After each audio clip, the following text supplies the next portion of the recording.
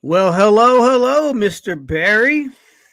Yo. All right, today, everybody, my guest is Barry. He's from a band called Look What I Did. And back in the day, he was in a band called Point of View in the Nashville scene, and many other things this man has done. And we're going to get into all that today.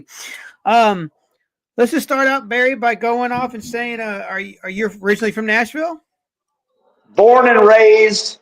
My family's from Middle Tennessee for like 400 years. So I'm a Middle Tennessee guy, Nashville. Right. I was born in Baptist Hospital. Oh, and Baptist is still there, correct? I think it's St. Thomas now. Okay. Crazy. I don't think it's still Baptist. Gotcha. So what was a fifth grade Barry like? Interestingly, fifth grade Barry met. Now, bear in mind, my dad was, if you're a local Nashvilleian all throughout, you would remember in 103.3 WKDF was the rock station back in the day. Mm-hmm. And my dad was the Duke, spelled D-O-O-K, on that morning drive show for the local rock station. So fifth grade Barry was getting to see Ozzy Osbourne with a fresh Alice in Chains open up for them, and like third row seats because of my dad. I had a really permissive family when it came to like heavy music, even though it was the 80s and the Satanic Panic was going on. Okay. So fifth grade me, my dude Skeet in my band, we were like at the same table in the fifth grade. That's how we met. Wow. And all of us were the kids that, listened to metal and played Dungeons and Dragons, and you know what I mean? Like there's actually a black dude, David Walls, that was in our grade that showed us all like Black Flag and like hardcore bands and stuff. So that was like when I was learning about all that.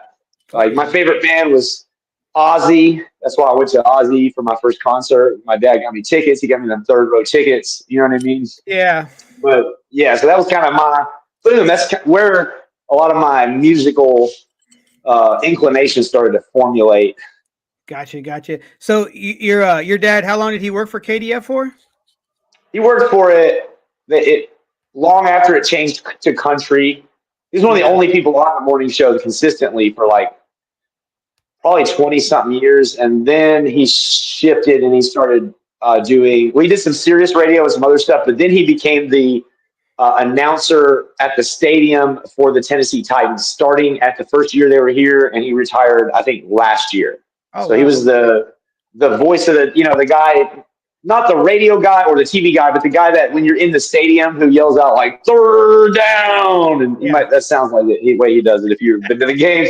Because my voice is not as deep as this, but it's got the same fingerprint. You know what I mean? He's got this one of those deep gold. You can call him 4:00 in the morning, and wake him up in the middle of the night. He's going to be talking with perfect diction and just sounding like something out of damn Paul Harvey or something. You know what I mean? Like them old school radio voices. He's just got that. I remember when KDF did the switch to country, and everybody thought it was a April Fool's joke, yeah. And then it's I think they still got us. That we're still waiting for it to go back to KDF. It might happen one day. No, hopefully. Yeah, it's crazy. It's cool to see though that the KDF sign still is downtown. Yeah, it's still up there. Yeah, I mean, between the KDF sign on the skyline, with that being my dad's station, and then the Titans Stadium and everything on the skyline, and me being from Nashville, I just feel like I'm the Nashvilleest motherfucker there is, man, to be honest. Like, I feel like my family stuff is written all over the skyline. And my grandparents' house was where Dragon Park is, like where the dragon is. They really, I think, eminent domained that and put the dragon on top of there. I don't know if the Dragon Park's even still there, but. Yeah, that was, that used to be the spot back in the day, wasn't it? I'll tell you, there was a time when I was like 17 and we were all doing acid. Okay. And we were in the tree at my friend's house, right? His parents eventually cut the tree down because we were always in it all night. And I think rather than confronting what we were doing, they just cut the tree down. But I remember one night we were in there and we were like, man, we should go to Dragon Park. And then and somebody was like, man, I heard there's like devil worshippers and drug addicts and stuff there. And I was just sitting there thinking, like, we're in the fucking tree doing acid. Like, I think if we went there, like, that's who we would be, right? So maybe we don't have anything to be afraid of. But yeah, that old Dragon Park, man, that was the spot back in the day, at least. Yeah. So growing up, you're already into metal pretty early. I myself got introduced to metal a little late. Well, I guess it's not late. I got sixth grade. My mom's friend's son had brought over because I was an army brat, so we moved to Germany, and my mom's buddy's son came over with two records, "Injustice for All" and "Number of the Beast." Now, at that time, I was into Run DMC and LL Cool J, Beastie Boys, like that kind of hip hop. And he's like, "Hey man, I got these records. Let's play them." So he puts on. I was like, "Ooh man, no, I'm good." Like he takes out the Iron Maiden, puts on "Injustice for All," and I'm like, "Dude, this ain't for me, man." And then he's leaving, and I was like, "Hey, leave those records with me." And when he left, I sat there and I was okay. Played it again. Okay. Put Number of the Beast on, and I played those records over and over again for a week, and I was sucked into fucking metal. Those are my two bands that introduced me. What two better bands at that time? Justice for All and Number of the Beast. Two great records. It was like Metallica was peaking right that second. So it was, and Justice for All was pretty undeniable. Although I think it lost to Jethro Tull or whatever in the Yeah. in the Grammys, but because the Grammys didn't know what the hell they were doing. But yeah, that was a hell of a time. That reminds me too. Like the first time I saw "Today Is the Day," Nice. I was a teenager. I was probably like 15 or maybe I was probably 16 because I had to drive to the show. And I remember the first time I saw "Today Is the Day." First of all, he broke his bass strings with his fingers, all of them at once. I think tore the whole bridge off. But he just like, it was so frightening. I remember thinking like, I don't like this. This is frightening. And then I just remember like, I couldn't stop thinking about it for like several days. And then eventually I had to go like, my friend had I think the CD or the tape. And, we just started jamming it after that. And I was kind of like, I became really into it. But it's like sometimes bands hit you bad the first time. You just don't get it. Yeah. I think my own band does that to a lot of people because we put a lot of complicated details and a lot of weird musical concepts that are not familiar to people. And I think maybe the first time you hear them, you're like, something's wrong with that. That isn't how that's supposed to go. And then you may listen to it more times and start to see the mosaic of what's going on a little bit more clearly. Once you're desensitized to kind of like with metal, if you don't get desensitized to the screaming, the, heavy distortion and where you can tell apart the subdivisions, like it's really hard to tell what's even happening. So you have to listen to it a certain amount to follow it at all. You know what I mean? Like that gets worse and worse when you're dealing with something like Dillinger Escape Plan or Miles Davis or something just real complicated where you probably need 10 listens to even grasp what they're even trying to do. You know what I mean? Yeah. So in high school and whatnot, is that when you wanted to be in a band, or did you want to be in a band from the time you saw Ozzy on stage? I mean, I wanted to play music. Mm-hmm. I don't know if I wanted to be in a band per se. I mean, was it down to be, but like I was playing guitar and I had a 4-track and I was making 4-track recordings and I wanted to play guitar. And then like a band needed a singer. Oh. And I had sang on the 4-track and I've been like playing my recordings. Actually, at the time I was putting together a compilation and it was me and Brooks. Okay. From Buzzkill. Yeah. Rest in peace. Yep. And FUCT. We're working together on that compilation. I met him through Marshall Latimer, who worked with me at Blockbuster Video at the time. But I was like, put the compilation together, and then this band needed a singer. And the band was like what became Point of View. It was like Patrick Dampier and Brent Coleman basically had a band. And then the bass player dropped out of the band. And so Evan's like, one of my best friends at this point. Like my friend group was unfair musically. When I look at other, you know what I'm saying? like Evan Brewer is like my best friend already. Yeah. You know, and Colby's his cousin, Colby Shea, just an unbelievable musician.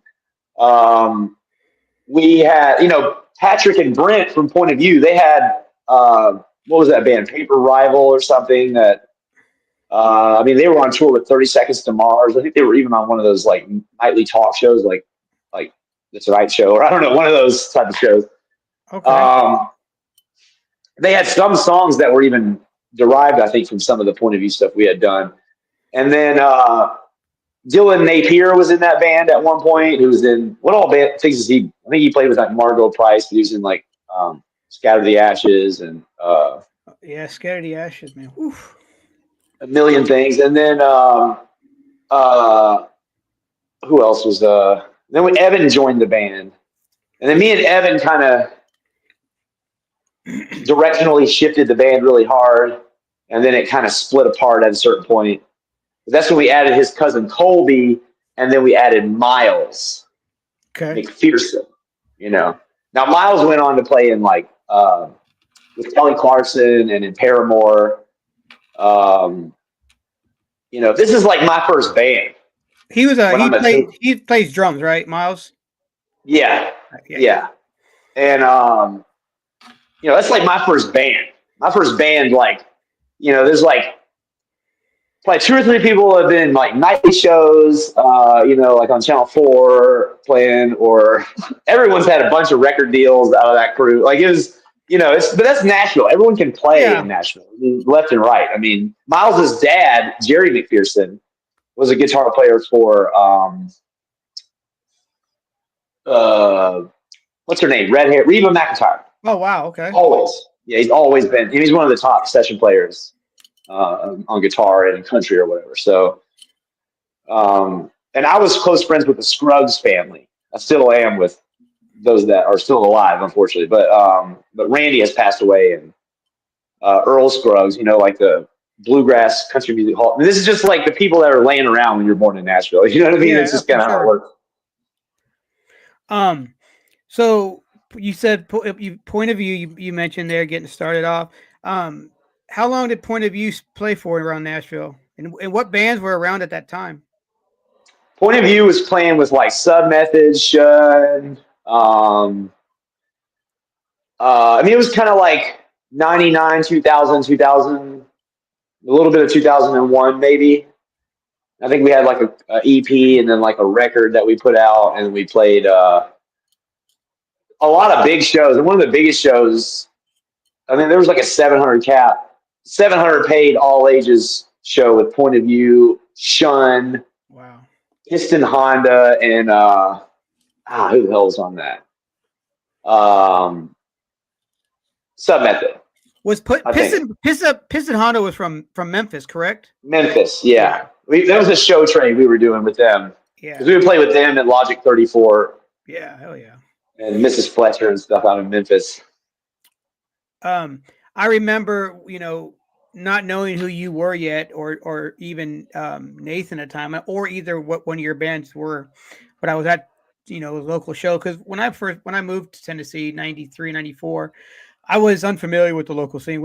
Wasn't really known about it. You know, I didn't get to know it till later, in like probably 2000. But I remember going to shows, and I'd always see you and Nathan, fucking street flyer everywhere, flying every show. I don't care what show it was. You guys were out there fucking passing out flyers. No, but all the time. It could be raining. You're out there passing out flyers, whether it's at Starwood or whether it was on the river for, you know, dancing in the district or something like that. You guys were always out there busting your asses, flying for any show you guys had. And I was like, that's fucking rad. You know, we did put out like 10,000 a month, and it kind of, for a while, I think a lot of people started like I've always been, at first it was like me and Evan went to hand out flyers, and everyone was like rude and no one took our flyers. And then we started just handing them out just to be a dick at that point. Just like, you're not going to take them, then we're going to just hand them out harder. Then, you know what I mean? It was almost a dick move. But then it was like you started developing a charisma over time, and you keep doing it. You start getting better and better at getting people to take them. And then after a while, it was like a lot of other bands, I think, saw what we were doing, and they kind of like jumped in, and became kind of a competitive environment. And then you start seeing like 10, 15 different people from bands that'd be at like things like Dancing in the District or Starwood, and they'd all be handing flyers out. And we had to sneak the flyers in Starwood. That wasn't even legal. You'd have to like, jump them over the fence and have somebody grab them and come in. And I would always like hand them off. Like I would like walk up and like put my hand on the person's stomach with the flyer on there and just like have this, here, take, and they would take it, and I would like, like I'm giving them something illegal or whatever. Yeah. And people would be like, what the hell is this thing? And then they would, I'd run off, and then they'd see it's a flyer for a show or whatever. But I had a lot of little tactics like that. But yeah, I mean, it was really, the scene was explosively big then. That was around when I was booking Next Generation. It was like, Next Generation would be like 300 to 500 people on the weekend, sold the fuck out every time. And then on the weekdays, we'd have 40 to 100 people Monday through Thursday. And it didn't matter. I mean, people would come all weekend. Their parents would drop them off all weekend, just, not all weekend, but, on Friday and then on Saturday. Yeah. So you'd have this just huge opportunity for all the local bands. And so many bands, Pink Spiders came from Silent Friction from there. So many bands came out of that scene productively, and musicians that had really cut their teeth primarily in Next Generation. It gets no mention in any Nashville media. You don't see the Nashville scene mentioned it ever existed. Nobody ever does a little like, remember Next Generation thing on the news? Like they should, because it affected thousands of people. I know the Paramore kids, first of all, Look What I Did show was one of the earlier shows they saw, but they were at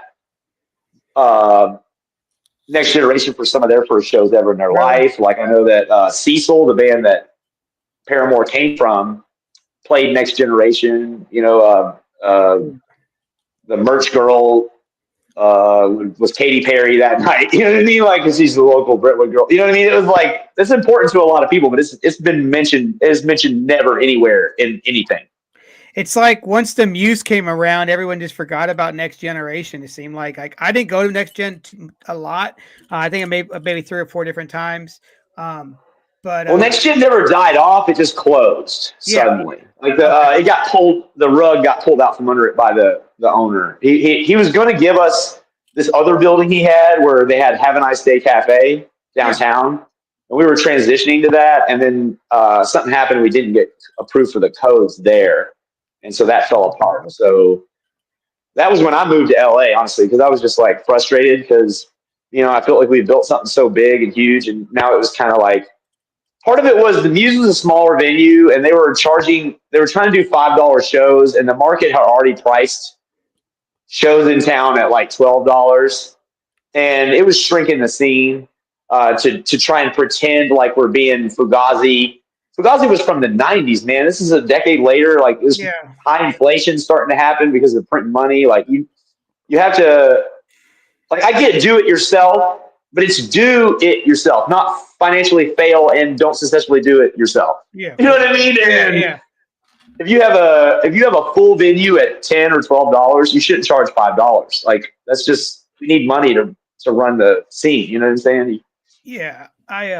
I tell people that all the time. Like I have a friend who was talking about wanting to start a food truck and he wants to be cheap. And I'm like, you can be cheap, but you also got to think about the picture at the end of the day. You got a lot of overhead you got to pay for. So it's not about being the cheapest person on the block. It's about being responsible about your business so you don't fail, and you got to charge reasonable prices. But, you don't have to be like $25 for a hot dog. You know what I'm saying? But be realistic about your prices. Don't try to be the cheap guy on the block, because at the end of the day, you're going to lose out of your pocket, and you don't want that, Yeah, and one of the things that there was a little bit in the scene, a little bit of the like holier than thou. Okay, if your show is $5, blah blah blah. But Woody at Next Generation was living in the building. He was sleeping in the back. Oh, wow. You know what I'm saying? The guy had 6 beers a day, nice beers, but you know what I'm saying. His lifestyle was not. You know what I mean? It was not. He was not taking anybody for one extra fucking dollar. That was not what was happening in there. And he paid the bands really well.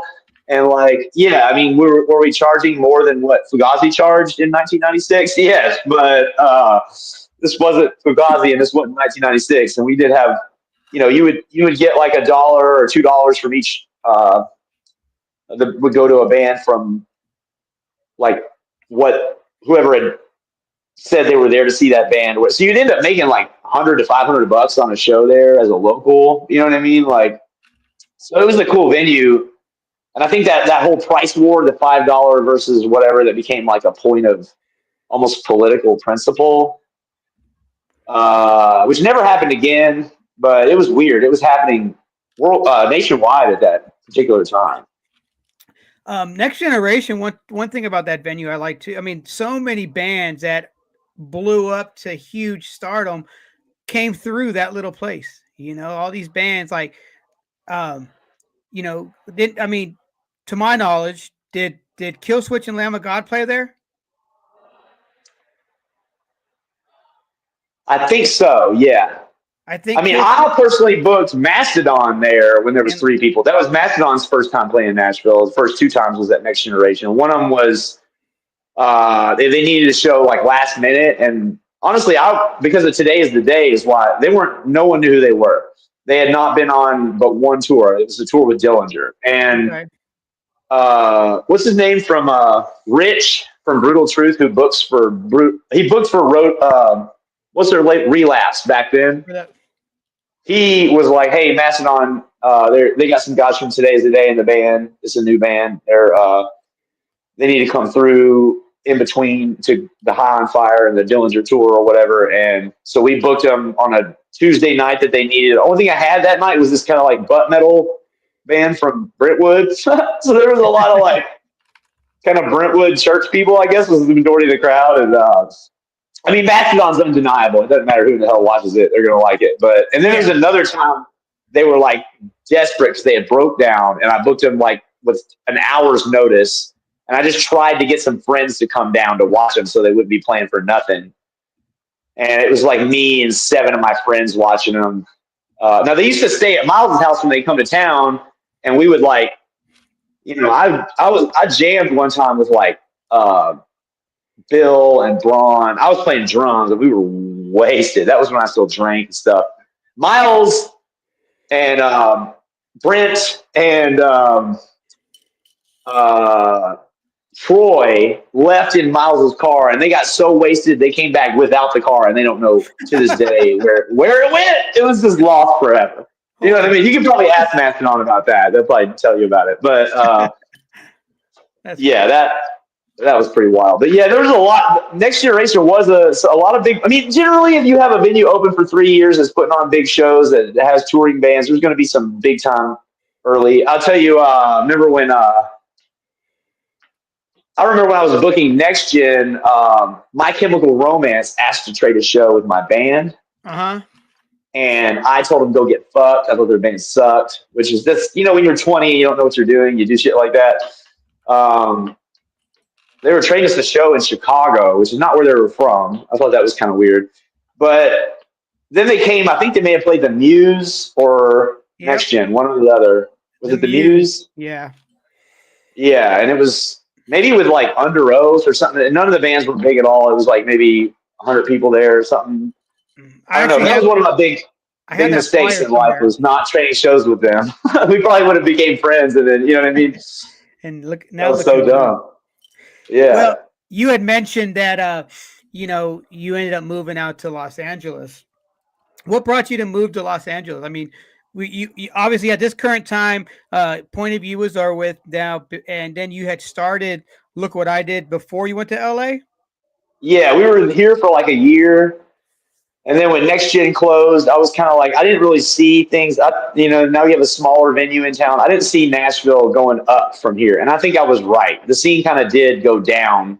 It became like about infighting and shrinking more than it was like a big growing scene like we'd had. I mean, there was a hardcore scene that started to form after that. And but they were all like, ours wasn't a scene based on anything. It was just a bunch of kids coming out and seeing whatever bands. I mixed all the genres of all those shows up. You didn't have the same genre all night. And so we just thought like LA is probably a better place for a band like ours, you know, a crazy rock band. And also, I mean, we had taken Nashville over in terms of flying it, developing a huge draw really fast. And I just figured the same tactics would probably work in Los Angeles, only I would be able to find music industry contacts that were a little more relevant. And all that was correct. I went there, we did all that. It did work exactly like that. We got the record deal offers from it. You know what I mean? Like, it all took place. The only problem is we didn't bring Miles at first with us, so we couldn't find a drummer for a long time, and we were just flyering and promoting on MySpace and stuff. We were one of the first bands to ever promote on MySpace. MySpace. First of all, you know what I mean? Like that needs to come back. That was really. MySpace was the greatest thing for bands. It was like you could go to the zip code of the venue. Yep. Go to the venue's page, look at their friends, add all the people at the venue, and then now, boom, you just go to that venue on tour, and now the regulars of the venue know about your band and come out. I mean, it was like every band was just touring and making a ton of money. And the minute everyone sucked out and went to Facebook, it just collapsed. It was like, now you can't get your content to show in the algorithm or in the feed anymore. Whereas MySpace was, now the problem is MySpace was too easy to market on, and other brands started taking advantage of it, and it became an unpleasant experience. But I think people liked being friends with the bands. Yeah. Oh, yeah. It's just they didn't want to be friends with Domino's Pizza. No. So what they needed is a MySpace that didn't allow Domino's Pizza to add you. But, what we got instead is Facebook that's basically taking music out of the zeitgeist of our whole culture. There really isn't besides Instagram for bands and is to promote yourself. And Instagram is great, but sometimes like it's all about the algorithm now. You can get sucked down and be on the wrong hole, and there can be people that will never hear of your band or see anything about your band because of your algorithm, and their algorithm are two different, and you'll never meet in the middle. How do you feel about Instagram compared to, like, say, the MySpace? I mean, it's not nearly as good. But I do think the Reels and those kind of platforms are opening up some opportunities, whereas like Facebook was killing. When Facebook was the dominant platform, it's like they buried any off-site link in their algorithm, and they don't have an on-site music platform. So every music link is an off-site link that gets buried in the algorithm, and it's just a useless platform for bands to promote. And it's getting better with the Reels because Reels will generate real attention from people you don't know. Already, which at least it can do that. You can't get your own people to see you without paying. Yeah.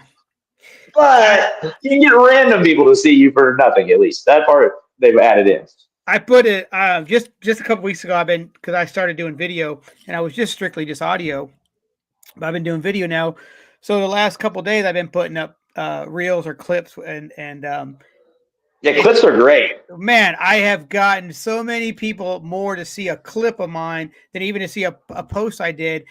One of my clips in less than 12 hours, I'd already had like 1,200 views on that one clip, and I was like, okay. Now whether they watched the whole thing, who knows? But that's they seen it, So you move out to LA, and you're out there, busting your ass flyer and looking for drummers and stuff. You had one EP out of that time, right? We had an album that we put out right before we left. Yeah, something moment or something, right? My first time was that one. First time. That was 2003. We released it and then took the money from releasing it and went to LA. We actually sold a lot. That was when you could sell CDs really easily. Was that the one with the on the bed? Is that the girl? Looking at masturbating to the album. Yeah. I have that album back here on my CDs right here. So and that album was recorded in Nashville. Yeah. Okay. Yeah, we recorded that one ourselves with a Roland 880, and then Chris Bradley, our then bassist, now guitarist, recorded it, and then produced it. He's really good at that. But so sometimes he does it, sometimes other people do it based on what's going on. But that was the record at that time that we had. So you go out to LA then, and you're looking for a drummer. Who do you finally find, or does Miles come out and save the day? Briefly, we had Eli from Horse the Band as our drummer. All right. At that time, he was not from Horse the Band. He was our drummer, and then he couldn't really get some of the parts that we needed the way we needed them. And but Horse the Band needed a drummer, and we were both about to sign to the same label, so we were talking all the time. And they needed a drummer, and I felt bad that we weren't going to be able to keep him for us. So I was like, I'll get him in Horse the Band. You know what I mean? They need a drummer, and I did successfully do that. I think he still held it against me that we didn't keep him. But I mean, I got him ultimately a bigger band at the time. So whatever, man. You know what I mean? I hooked him up. Yeah. You know what I mean? I also got, I'll bring it up now. I got, like I was broke down on tour at the Human Abstract's house when they were getting their deal with Hopeless, their very first deal. And their first singer was like having drinking problems and stuff, and he wasn't working out. And they wanted me to sing for their band. And I'm like, I already have a band. I'm not, you know what I mean? I'm not, I'm loyal to my process and my guys, you know what I mean? But I was like, nah, I won't be able to do it. But I do know Nathan Els from Submethod was in San Diego doing, in my opinion, not shit. I don't know. He might have been doing some shit, but I didn't know what it was. So I was like, why don't you holler at him? He's in San Diego right up the way, because they were in Orange County, like, you know, which is not that far, maybe like an hour from San Diego. And yeah, they ultimately did pick him up for at least an album, I think, and a lot of tours. And that wound up working out for the time that it worked out pretty well. Before that, I think he was in a band called, or maybe after, Sunlit Ether, I think it was called, or Sunlit Ether. It might have been the band. I don't think he was in that band, but he had another band, after that. So yeah, I think he did 2 records with them with Human Abstract. I think he did the second and third one. Like you said, extensively, they toured all over the fucking place. It was cool to see, you know.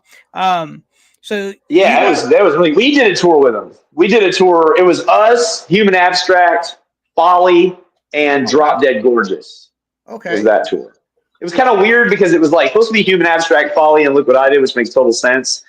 But then like Drop Dead Gorgeous was like tossed on by the agent. It was kind of like, could you do this for us? They were trying to push this, and then probably 2 weeks later, they called back and they're like, hey, they're on their current tour and they're selling out everything, like 500 people every night. So maybe, what do we want to do about that? I'm like, why don't we put them on the headliner? So then it was like suddenly you had Drop Dead Gorgeous drawing these 14-year-olds. And then the rest of the night is like all this like hyper musical kind of progressive, like extreme shit, you know? So it was kind of like a bunch of kids' first concert ever. The first band they saw was Human Abstract. The second band they saw was Look What I Did, you know what I mean, in their life. So that was not like that every night. They were very paralyzed by my shenanigans until I learned how to, like, you know, get them. I remember on that tour, we were playing in Pennsylvania somewhere, like in the central Pennsylvania, the redneck part. Okay. And in between one of our songs, somebody's like, when are you going to play a breakdown? You know what I mean? We have like one breakdown in the whole set. And I was just, you know, I've been on tour for, I don't know, a year straight, and I'm like 30. And this fucking 15-year-old is just challenging me in this way, pissing me off. I was like, if you need a breakdown with Mosh, you're a fucking pussy. You know what I mean? The whole room like was like, oh, and then after that, everyone moshed to literally every single thing we did the entire time, just so I need to be on the safe side.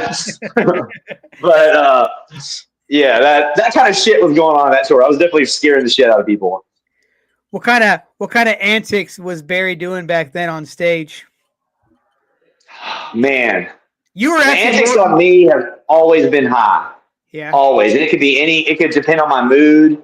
You know, I got scalped one time.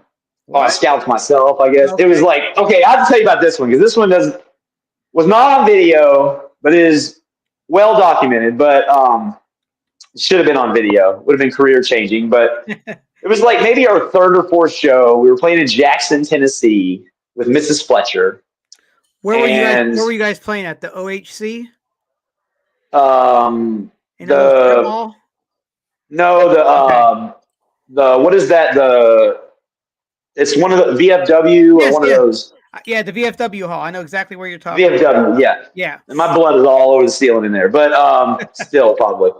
But okay, so we're playing, and at this point, I'm like a lot crazier than I'm always crazy, but I was really crazy because I was like 20 something, 20. So I had those hormones, the crazy testosterone you have at 20. And So we're playing, and in this song we have shadow boxing to stay fit. There's like a big beat break, and then I bring it back in with a scream, and then it comes into a really heavy part. And always I fuck with those. If it's up to me and the band waits for me, sometimes I take an extra 10 seconds. Sometimes one time it was 15 minutes when we were on tour with Foxy Shazam. Me and Eric were having a war. I did 15 minutes. I walked to the back of the room and watched the episode of Roseanne. Commercial to commercial, and came back and brought the song in. But in this case, I waited a second. I pulled my dick out. Everyone looked at me like they didn't really want to see that, which made me feel angry and embarrassed. And so I turned around and I just headbutted the shit out of Miles' cymbal as I was bringing it back in a rage. And then Miles just immediately goes, and then it just takes it. You can probably still see it right here. There it is. Oh, yeah. The cymbal goes like this, and when he hits it, it turns, and then it peels, and it goes scalp up. Oh. Right? So the whole scalp is peeled up and spraying. And so I'm like getting into this now. This is starting to be way cool. The crowd is really into it. They're really loving it. And then as the song goes from one song to the next, and there's kind of that in between songs, and the house lights are a little brighter, and everyone realizes this is not like blood capsules. Like you can see my fucking skull. And somebody is like, "Are you all right, man?" I'm like, "Do I think I'm all right?" You know what I mean? And then we keep going. And then I saw this one little dude, he looked kind of like Kurt Cobain. He had this little pretty girlfriend, and they were like all up on each other, and they were very mesmerized. And I just kind of was going with it. And I just like got my hand and just got a bunch of blood going. And then I just started smearing it on them. And then they started making out. And then this 30-something-year-old lady that was just in the crowd that was behind them, asleep. She's completely asleep. She just goes from standing up to hits the deck, like full-blown faints into her shadow upon seeing those two that couple making out smeared in my blood or whatever. Probably 2 songs later, sound guy comes up. He's like, "Hey, man, yeah, you're going to die if you don't go to the hospital, man. Like, we can't, you just can't keep doing this." And I'm like, this happens all the time. We'll just do 2 more songs and we'll get out of here, whatever we need to do to make you feel better about it. You know what I mean? I like completely dismissed it. And Miles was really drunk, so he's screaming like, at him the whole time this is happening. So he goes back, he lets us do 2 more songs. And then as soon as they turn the house lights on and we get off stage, I go to pull my hair back and put it in a ponytail to get the blood out of the way. And the way everyone looked at me, oh man, that was frightening. Because I think they all saw that skull peel back and everyone just got really sick and green looking. And I was like, I need to go to the fucking hospital right now. This is like not cool. This Marine guy comes up and says he wants to put salt in the wound. I'm like, no, we don't need to put salt in the wound. Fuck no. We're just going to go straight to the hospital. Miles drives me to the hospital. Of course, he's drunk as hell and he's in a skirt with no underwear. So he doesn't last 2 minutes before he gets thrown out of the hospital when I get there. So I go back, get 27 stitches. Wow. And then the whole show left. There was more bands. They canceled the rest of the show, and they were all just sitting in the emergency room, waiting room when I got out. I think they thought I was going to die. I don't know. I'd been bleeding a long time, and it was like a really bad-looking wound. I wasn't really that close to death, I guess. I didn't have morning wood for like a week, so I don't think I had a lot of blood left. But that one, we had that one on video. You know, when I watch those VH1 Top 100 Metal Moments, I'm like, that belongs in the top damn 10. You know what I mean? That's somewhere high up in the. We did a lot of songs with a definite. I don't know if it was an artery that got nicked, but that was spraying. It was like. Now, did you guys have a show the next night? No. We weren't playing night after night at that point. That was like our 4th show. Okay. But most of our early shows were not in Nashville. We played Night Class in Murray, Kentucky. You know that. Remember Night Class? It would be at Western Kentucky. Was it a bar? It was a on-campus punk show night. Okay, we didn't play Night Class that they had it like in 2001 or something. Gotcha. 2 maybe. So you look what I did. Obviously, toured often. What was one of your longest guys? What's one of your longest runs? We were kind of like not living anywhere and touring a lot for a good period of time, like maybe a couple of years, Uh-huh. and a lot of them were back to back. Like, um, we did spend a lot of time on tour at one point, and we did a lot of tours. We did tours with, we did Animosity, Ion Dissonance. That tour also had the Classic Struggle. It had Immure on some dates. It had Life Ruiner on some dates. It had Was Evan still in Look What I Did at that time? Or was no, he Evan was in neither Animosity nor Look What I Did at that time. It was a coincidence that Evan was later in Animosity, even though we had already toured with him, which is kind of what was he doing at that time? unusual. At that point, I think he had just gotten out of Reflux Okay. and was probably That about band. to join Animosity. I think he joined Animosity literally like as we left that tour. He joined Animosity maybe for their next tour. So he was in Sub Method, and then did he go to He was Reflux? never in Look What I Did until recently. I'm about to say he got in there later because I remember it was Sub Method he was in before he was in Look What I Did. So after Sub Method, is that when he went to Reflux? Yeah. Okay, wow. In Reflux, Yeah, that's when he. I got to take it under, got to play with them. It was Reflux, the Judas Cradle, and somebody else at the Muse one night. It wasn't a great turnout. It was because of the weather. But man, I remember watching Reflux and I was like, holy fuck, this band is insane. Like there's so much talent up on that damn stage, you know? And then to see what everybody in that band had gone off and did over the years, you know, it's crazy because I think Ash, they had played with Shun at Next Generation too, because really? with not with Evan, or maybe it wasn't Reflux, but it was whatever band had Ash and Tosin. Ash, for those keeping score at home, is from Sumerian Records. He was originally a singer of that, Yeah. and Tosin, a bassy from Animals as Leaders, was in Reflux with Evan and Vinny. Their drummer Vinny. What did he go off and do? Nothing musical, I don't think. I don't think that was his lifestyle. I think he was just more of a, I mean, there was kind of a camp of Vinny and Tosin being the kind of like to just kind of play their instruments, and they weren't really as much about the rock star life. You know what I mean? I remember seeing Tosin's pedal board, and I was like, "Holy fuck, that's a huge ass pedal board!" Like it was insane. And you know that the Muse stage wasn't that big in the first place, so that pedal board took up a good portion of the front of the stage. Speaking of shredders, we toured with Lie by Mistake, which I don't know if you ever saw their guitar player, but that's like if you ask like Tosin and those kind of guys about the guy from Lie by Mistake, they're all like, "Oh, that motherfucker can play the guitar, dude. He's one of the best of all time." He's not really. I think he's in like a church band now, but you know what I'm saying? He's a monster, unbelievable monster on the guitar. Check it out if you ever get the chance. I just typed it in. I'm gonna save it up. But yeah, they're from St. Louis. Okay. Yeah, they're from St. Louis. Yeah. So, back, you guys. When did you guys end up moving back to Tennessee? We got a record deal.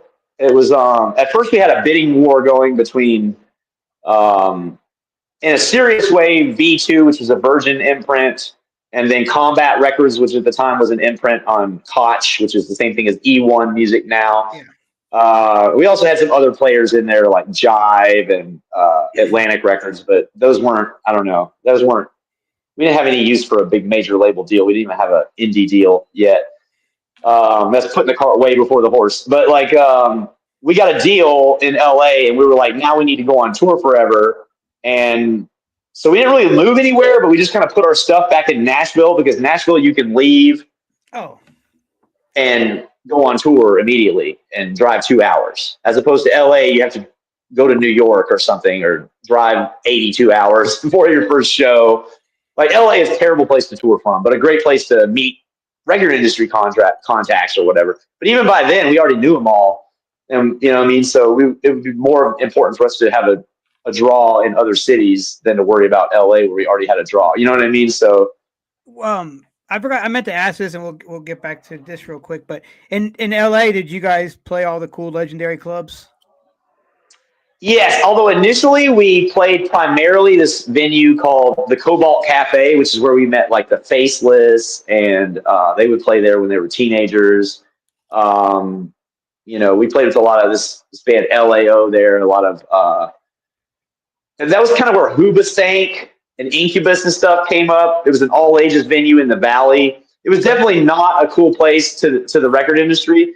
And initially, we completely avoided playing Hollywood, and we were totally against it. And I remember we actually had our manager at the time when we were having all the label interests booked us a showcase at the Troubadour, and we canceled it last minute after we had a successful tour. And we just told him we didn't want a record deal anymore because we had made a bunch of money on tour, and that if anybody wanted to see us, they could come to one of our regular shows in the Valley. And then the next show we had in the Valley was like a who's who of the record industry. And it was hilarious because none of them ever would drive out there normally. You know what I mean? So they were all like, man, they made us travel out to this bullshit venue in the Valley that sucks. There's bad sound. You know what I mean? But to us, that was a flex. Like, you know what I mean? We're not going to let you get off work and go 2 blocks and watch us perform to a room full of people with clipboards out. Go get fucked. You can come see us in the Valley with our kids out there going off. You know what I mean? And it worked. It was definitely a better idea. I don't think we would have gotten the same deal trying to showcase our shit in some situation like that. Because you don't get that same energy and that vibe. You're not going to get the same energy from a crowd full of kids compared to a room full of suits. You know, because the suits are like you said, sit there. But when you get the crowd, you get the energy, and they get to really see what you're about. You know, one showcase we did do was V2. The guy running that, or the A&R for us at that one, was a guy, John Seidel. He's was married at one time to Roseanne Arquette. He owned all these bars that were the subject of that movie, Singles, right? Okay. So he was like he had signed I don't know, Moby, Chemical Brothers, White Stripes, all these big things. And his personal assistant was Keith Morris from the Circle Jerks and Black Flag. Fuck yeah. So we did have to play once, a whole practice with Keith Morris watching the practice. Wow. Just by himself. You know what I mean? And also we were at this really sketchy practice space that the then drummer for the Bullet Boys was running, and he was bad off on drugs at the time. So they were when he arrived, they were all at the door, who the fuck is this guy? Sketched out. And it's a public practice facility.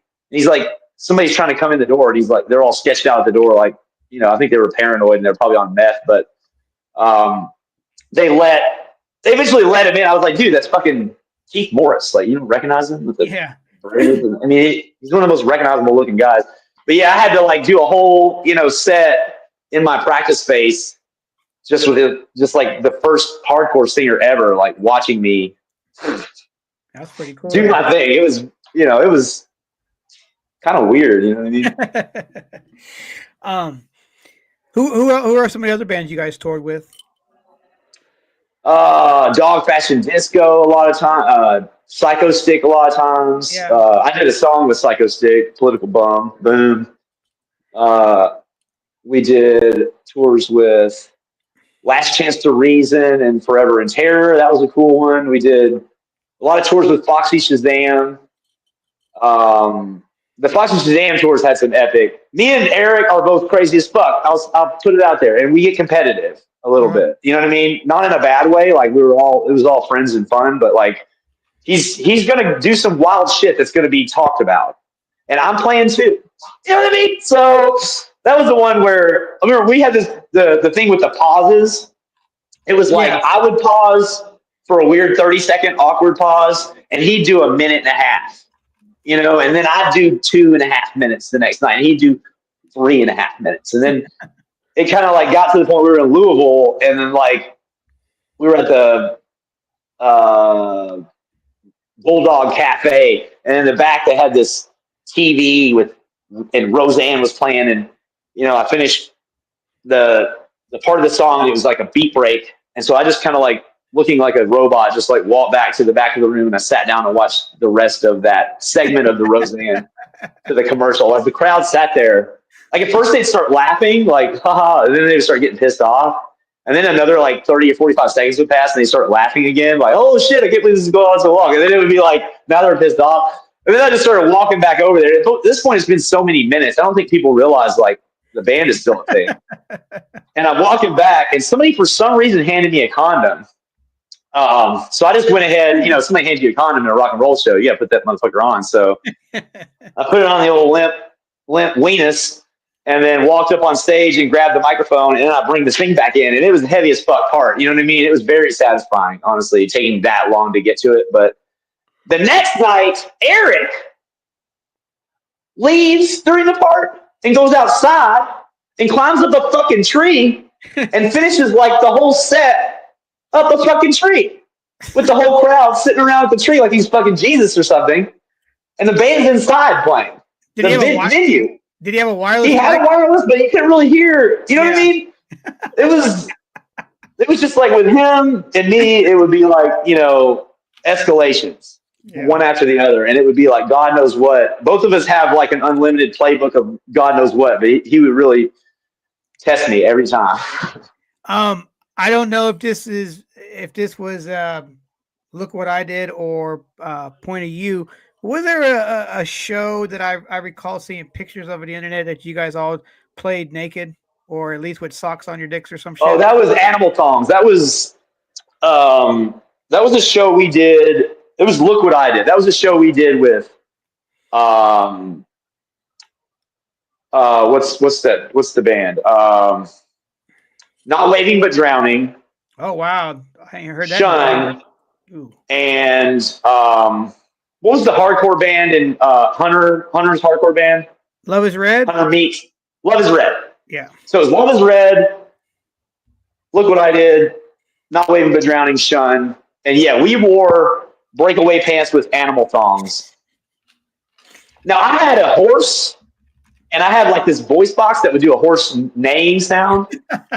And we have a song that has a horse neighing sound in the vocals or whatever.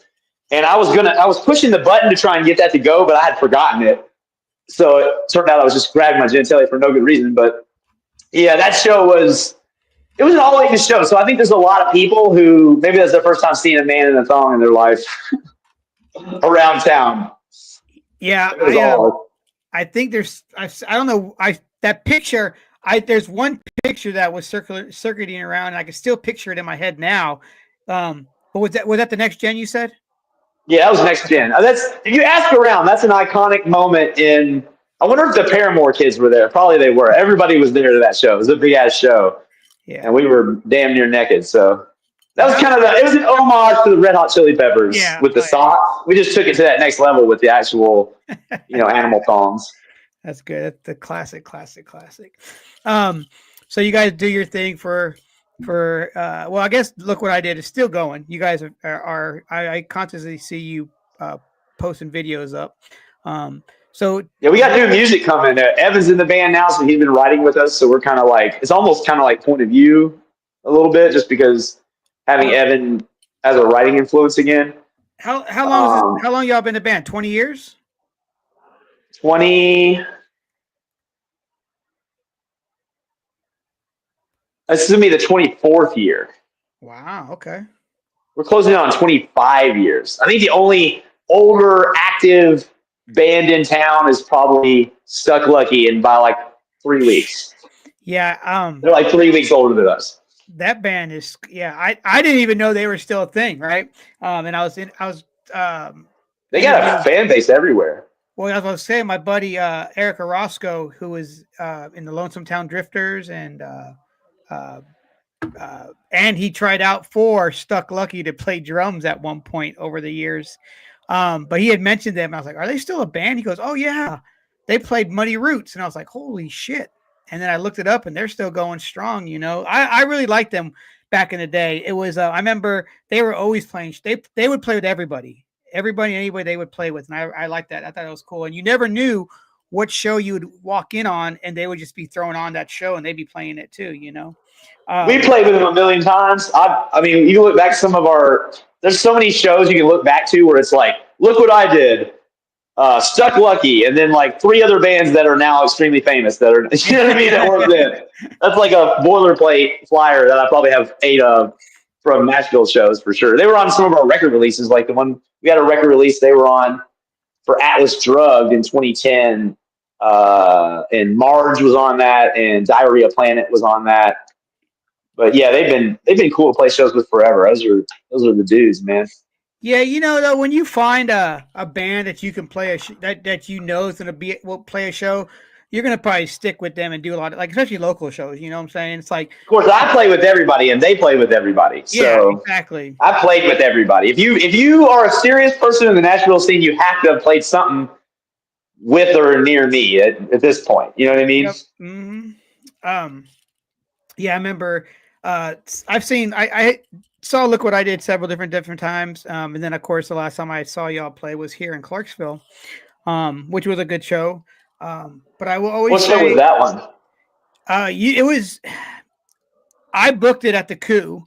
It was The downstairs. Coup was sick. I like that venue. Yeah. And I think it was. I had the flyer pulled up on my other laptop, and I didn't transfer it over. But when I do get it over, I'll send it to you. But yeah, the Coup was a great venue, one of my favorites in Clarksville. But let's take it back a little bit. So Look What I Did. Obviously, would you guys say you took a hiatus for a little bit, or have you guys always been going strong? No, we've always been going strong. Never had a hiatus. We just are very slow at writing music. Is our thing. It takes us like 5 years an album, and we just kind of have, like, we used to try to do the modern record industry thing, but we gave up on the way that most people do it because it just doesn't work for our band. Like, we would be a bad band if we did it that way. But they kind of wanted you, when we got our deal, they kind of wanted you to go on tour for like a year and then come home and then write and record an album in 2 weeks for about 3 weeks and then go back on tour and then do that for the rest of your life and for no money. That's kind of what they want you to do. And problem is that you write and record a record for 2 weeks, it's going to be pure horse garbage. You know what I mean? In my opinion, especially the kind of stuff we try to do. We try to do really complex, detailed things. And you don't even have any life experience to write about if you've just been on tour constantly. Nothing that anyone was going to relate to. You know what I mean? Your life is like nobody when you're on tour. You have a weird life that's like half military, half like party time. You know what I mean? And you're like, okay, we can sleep for 15 minutes and we have to like rush to this. And we're in a dangerous part of town where you got to like unload at 2 o'clock in the morning with thousands of dollars worth of shit. And you're in like the south side of Chicago. And then, we got to run. You know what I mean? It's just like this crazy shit. And then suddenly you're like playing a show. You got a bunch of people kissing your ass. It's like not the kind of lifestyle that leads you to have like songs with subject matter to them or whatever, versus kind of like letting 3 or 4 years pass as you write songs, go through things, write about the things you go through. That's kind of the way the 90s albums and bands and stuff were doing in the 80s. But then it became this more like, let's get things faster and more generic and more same as everybody else and more repetitive. And that's just not the wavelength we're on. And if we have to do it slower, then whatever. You know what I mean? And I prefer it this way just because at the end of the day, I want music that I like, that I made, and I like to play music that I like. I don't want to make music that I'm embarrassed of and just to be in a band. You know what I mean? I think I saw one time in the 60s, I think it was 65, that the Beach Boys put out like 25 albums in 1 year. And it was like, and I went and I checked, and there a couple of years, because I've seen how much like their catalog is like 60 something records. And I was like, wow, that's crazy. And then I looked in, like 1 year was like 20 something albums in 1 fucking year. And it was all different music on some of them. And it's like, that's a lot of fuck. And a Christmas album was on one of them as well. It's a lot of fucking music to do. Well, they were also probably not touring. No, but no. But they were. I mean, those were guys that just sat around and got twisted and made music literally all day long with whoever came over, including Charles Manson and shit. Yeah. Some people that whole throwing it at the wall and seeing what sticks does work. You know what I mean? Like, not me though. So, you guys have how many records out right now? Hold up. My First Time, Minuteman, Atlas Drugged. So My First Time, Minuteman for the Moment, Atlas Drugged, Zanzibar 3, Analog Prison, that's a rock opera, Yeah. Sympathy Porn. And now we're working on a new one, and we have a lot of songs done. And the new one has some of the best and definitely the catchiest stuff we've ever had. That doesn't come at the expense of the songs being what they are, crazy experiments, but we're getting better at doing our crazy experiments while also making them catchy. While I think they'll still satisfy whoever wants something super weird, but just without offending necessarily the sensibilities of every single other person to get there. I think we're getting better at that. So I'm looking. I pulled up your discography, but I also above it, it says where the band name came from. Where did the band name come from? Do you know Kathy Owens? The name sounds familiar. Well, her daughter Sasha Owens. Okay. As we were creating the band, I was asking just around band name ideas, whatever, and Kathy asked her daughter, like, "What should Barry name his band?" And she said, "Look what I did, mommy." And she thought she was referring to something she was drawing. Uh-huh. And then she was like, "Oh, that's nice." And she said, No, for their band. Wow. So I was like, 2-year-old named it. But this is how that worked out. But I thought, that sounds like no genre, which is what I wanted. I didn't want to sound like we were a part of any of the current movements, either new metal or the metalcore stuff that was going on. I wanted this to be like independent of any genre, and to not have where you couldn't tell what it was based on the name. Maybe it kind of sounded like a punk band or something, but so I like that about it, and we did go with that ultimately. But yeah, she named it. Now, granted, she came to one of our shows the other day as a 21 and Nut show, and she was drinking and stuff. You know what I mean? So that's insane, man. I also named the character Sasha from the Zanzibar rock opera after her in honor of her naming the band. Yeah, yeah. That's a little piece of nugget of information. What kind of music were you in? Have you been on over the years, like during the writing processes? Like, do you base stuff off of what you're listening to at the time, or are you just whatever comes out?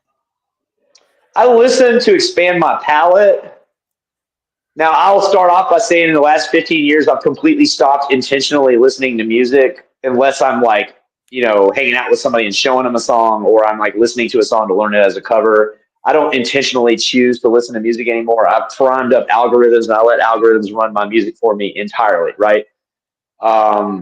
That's so I don't get self-repetitive. I kind of feel like listening to music to me is less of a enjoyment thing and more of a research process. Okay. Because of by nature the fact that I'm creating music throughout my life. So I've kind of like when I first got in a band and I was a singer, I suddenly bought a bunch of albums where I'm like, okay, I need to learn how to sing, so I'm gonna sing along to these albums. Actually, at that time, I bought Queensryche, Faith No More, an old No Doubt album, Christina Aguilera, mainly because I want to expand my range. So I was gonna sing some girl stuff. I got Billy Idol, and I got the Melvins, and I got it was some kind of extreme metal, maybe like Gore Guts or something. But I was like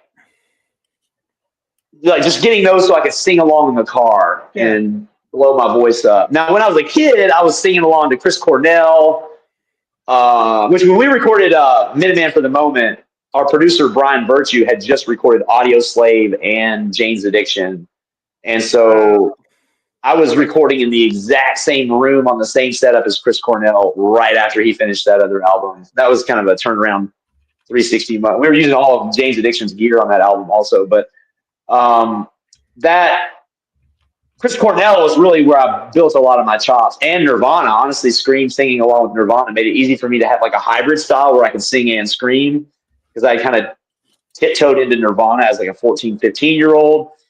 And then, Faith No More, of course, and Mr. Bungle. I saw Mr. Bungle on my 21st birthday.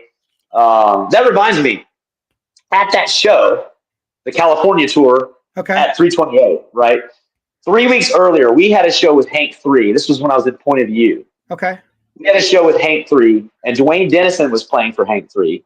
And Hank 3 no-showed it because of something. The rumor is drugs, alcohol. I'm not going to, like, put him under the bus. But Dwayne was just kind of, like, sick of his shit at that point, and then was just, like, quit the band over the fact. Because Dwayne showed up to the show, and we still had 300 kids there, and they were not mad that Hank 3 didn't show up, right? Oh. So the show was going off. And Dwayne's like, we missed the opportunity for no reason just because he didn't show up. And it kind of embarrassed him because he was the one that booked it. So he quit the band. And then 3 weeks later, he's at 328, Mr. Bungle's show. He doesn't have a band. And then he meets Mike Patton, and then they form Tomahawk. Yeah. And I actually was in the studio while they were recording Tomahawk for a few minutes. And I was drinking all their coffee up nervously, and then Mike Patton comes out and points at me. He goes like, "Lead singer disease," and then just like went back in the other room.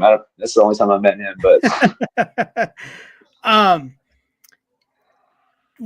remember the first time I heard Mike Patton, and it's just like once you hear that dude, you're sucked in. Like his vocals are just phenomenal. And once I heard something he actually got to help write, Angel Dust, when that album came out. That album was a game changer, man. Like the things that he did on that album vocally were insane, Yeah, it's just a whole new world. He was trying everything, and I kind of like was inspired by that, not in the same way to try the same things he did, but like I wanted to be able to sing every type of metal, every type of hardcore, every type of punk, every type of post-hardcore, every type of blues, jazz, funk, all the rock, all the like subdivisions of rock. I wanted to be able to do the modern version of all those styles. Whereas I think he's more like the 80s version of all those styles built into one. Mm-hmm. And that made the groundbreaking of it all. But like I wanted to be like that, but to be able to do, Fugazi type of shit, or Shudder to Think type of shit, or Cryptopsy type of shit, or be able to do Dying Fetus type of shit, or do Snapcase type of shit. They're all different, but it's a lot of styles, and I feel like a lot of people in the underground pick one and they just hump it for the rest of their life.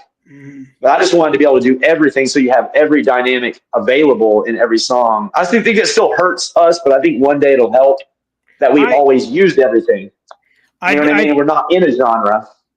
Yeah, I will say that about your vocal style. You have a wide style of vocal range in the things you do. I've seen you do the Look What I Did stuff, but then I'll see you sing, some Faith No More. Then I'll see you do fucking Van Halen covers, and then I see you do like your vocal range is all over the place, and that's pretty rad, dude.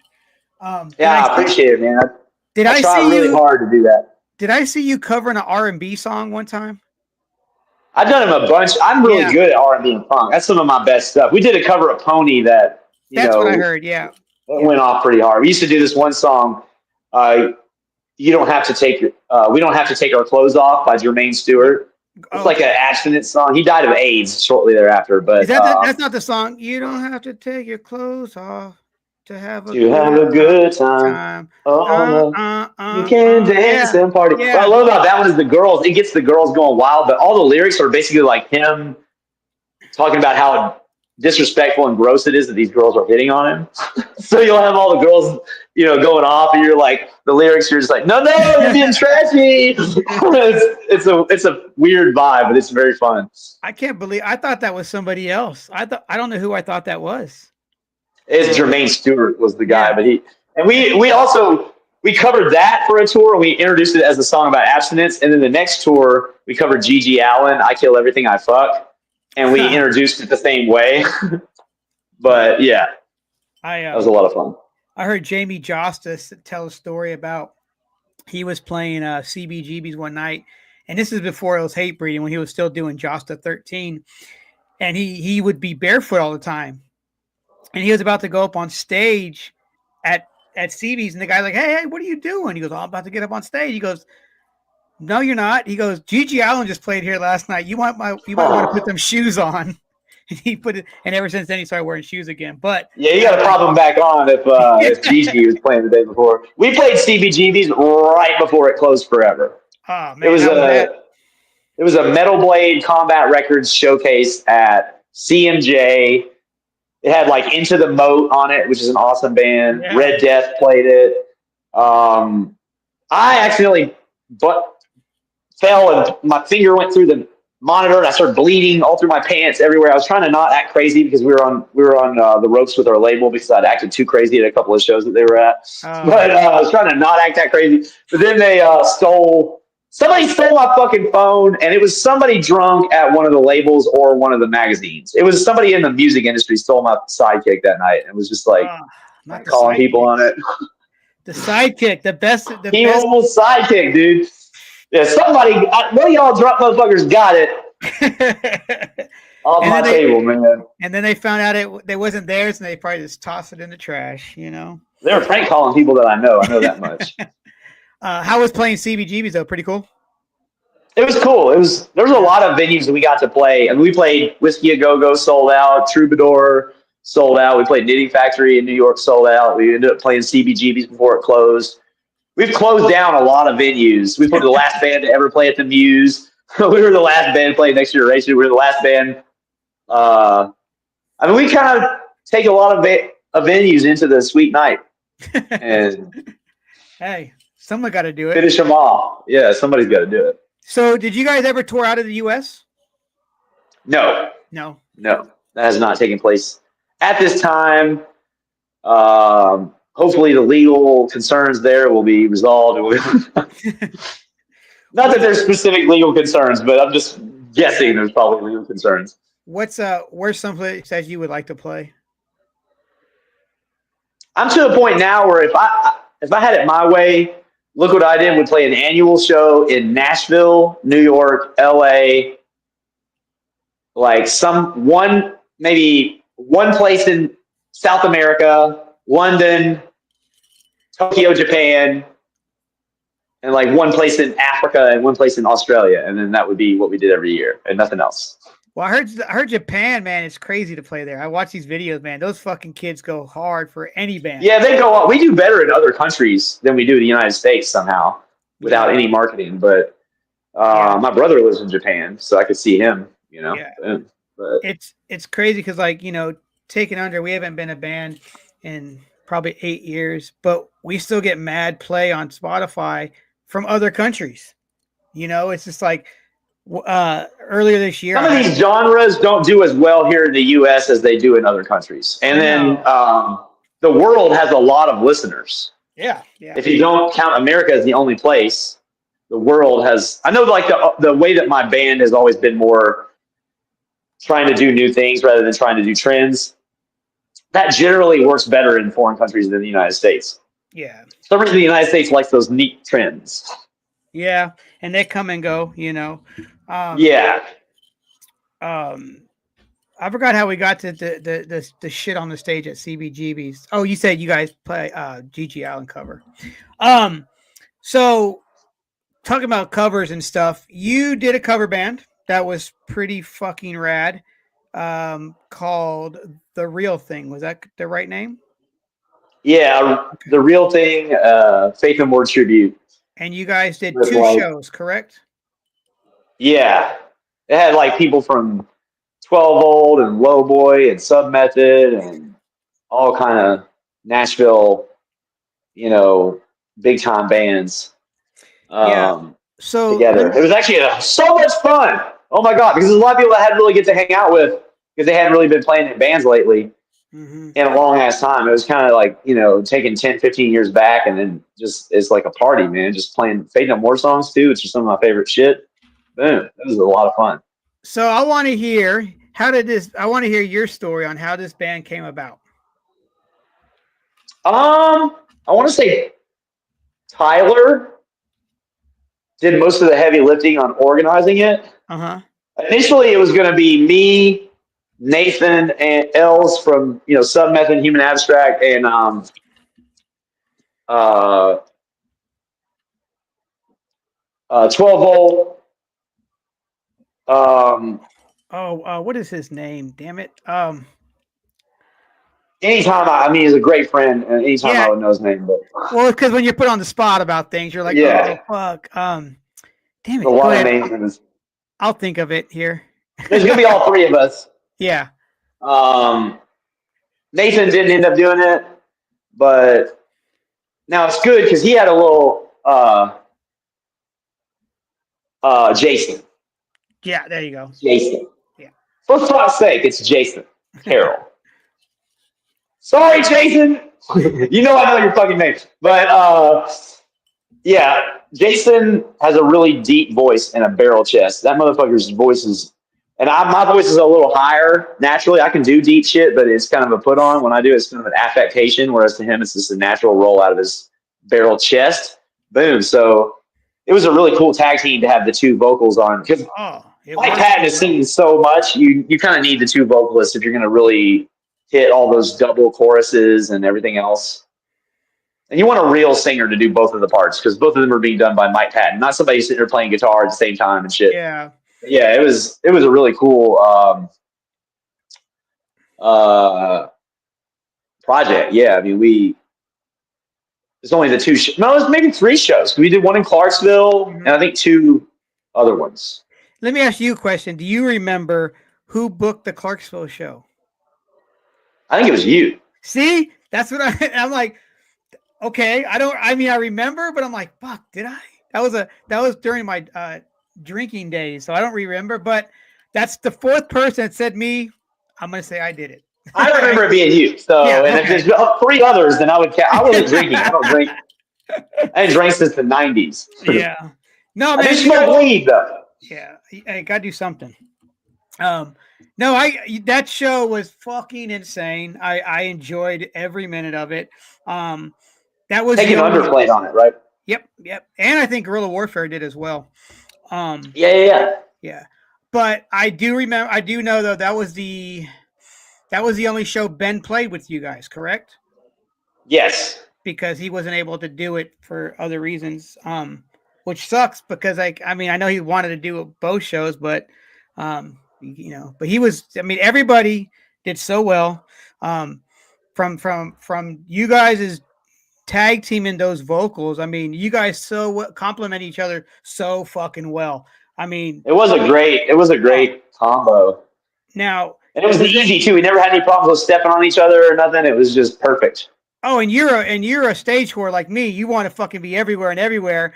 And that was like you guys were perfect. You guys weren't running into each other. Nothing. It was good times.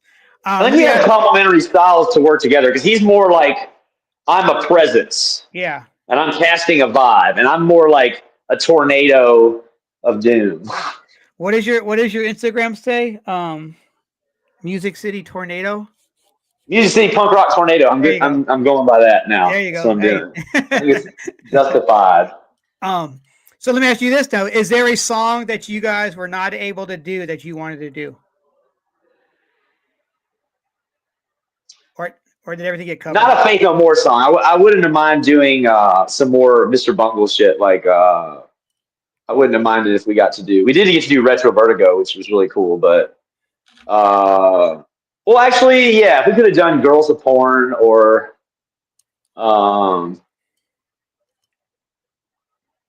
yeah, maybe like Sweet Charity.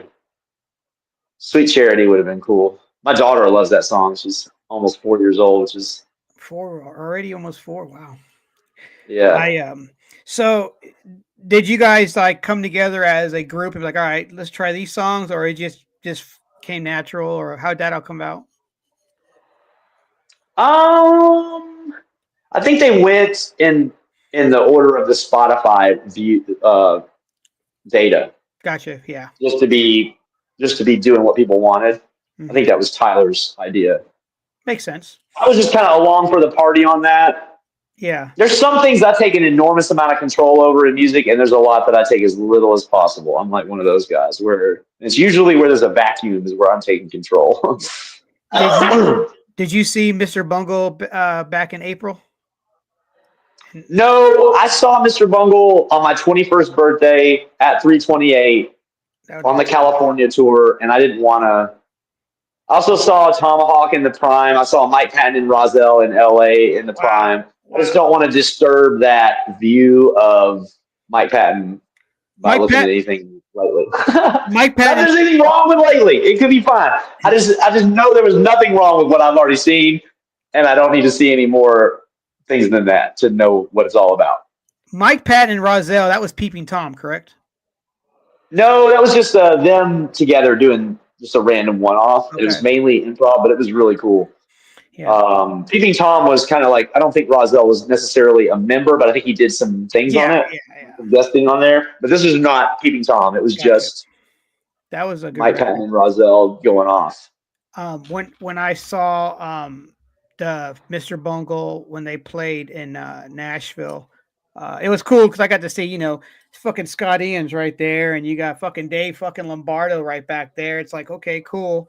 And they're playing their death metal record from high school. It's interesting Yeah. that they had a death metal record a few, maybe less than a year after Death's first album. They were one of the first death metal bands ever. Yeah. And then they just transitioned out of that before it became popular, like by a decade. But yeah, I don't think they get credit enough for being one of the earliest death metal bands ever. Well, fucking when Mr. Bungle, they played because what's his name, Dwayne was there, and they played I can't remember which they played a Tomahawk track that night. It was pretty cool. But it Maybe was, God Hates a Coward or something. Yep. That's the song, if I'm not mistaken. Tomahawk opened up for the Who, right? And wait, which is the song that says the hanging from a tree? Oh fuck. I can't remember which song it is now, but when they were up there playing with the Who, they got booed off stage. So Mike being Mike, when they were doing their last song, was singing that song directed to and pointing at every single person about he was singing about in the song. He was just pointing at these people, and that was the last time. But to get booed off the stage for playing with the Who, I mean, I get it. It's two different styles of music, but damn, I guess you could say It's kind of like you're a bad Who audience. It's like we actually had V2 that was trying to sign us.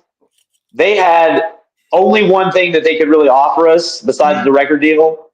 And that was, they were like, we will guarantee you get an opening slot for Tool on tour.